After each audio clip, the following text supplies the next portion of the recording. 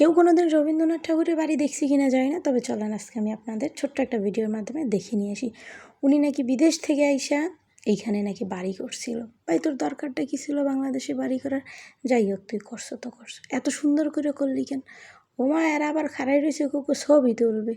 যাই হোক, এই দেখেন আম্মেরা সুন্দর ভিউ, এত সুন্দর জায়গায় যে গেলে পরানডাকে মনটাও জুড়েই যাইবে।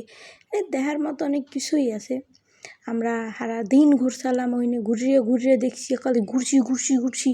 আবার এই হচ্ছে গিয়ে সব কাব্যগ্রস্তর বই যে লেখা, ওইগুলানের ঘর, এক একটা ঘরে এক এক ধরনের বই রেখে গেছেন।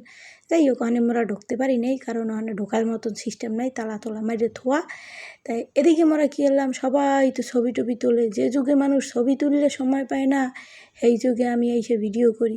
তা আম্মেগো সুন্দর করে দেখানোর চেষ্টা করতেছি, আম্মেরা দেখতে থাকেন, ভালো লাগবে আশা করি। যদি ভালো লাগে কোনো একদিন ঘুরবেন হইনে যাইয়া।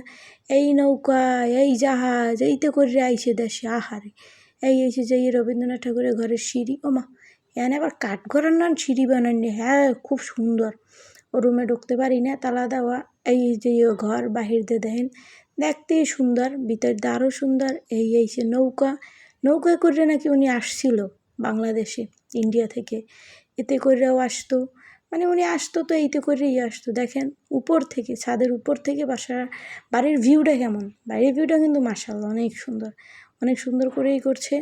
এনি কে ওমা, সবাই এখানে যে যার মতো করে পড়তে আসে। আমার কি পড়ার সময় আছে? আমি টুরুং করে এদিক দেখবো ওদিক দেখবো, দেখা হয়ে যাবে, আমি চলে যাব। আমি কি এগুলো সময় আছে নাকি?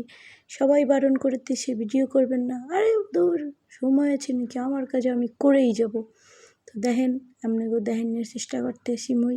হ্যাপি নিয়ে কিন্তু এরকম ভিডিও করা কথা হইছে। আমার সরল মনে একখানি প্রশ্ন, এই ভিডিওগুলো যে আমরা করতেছি মোবাইল আছে, ওই আমলে তো মোবাইল আসলে না। তা এবার বাথরুমে গিয়ে পড়ছি। আমার সরল মনে একটাই প্রশ্ন, যে এগো ছবিগুলো তুলে দিলে গেলে এগো বলে ছবি আঁকে দিছে।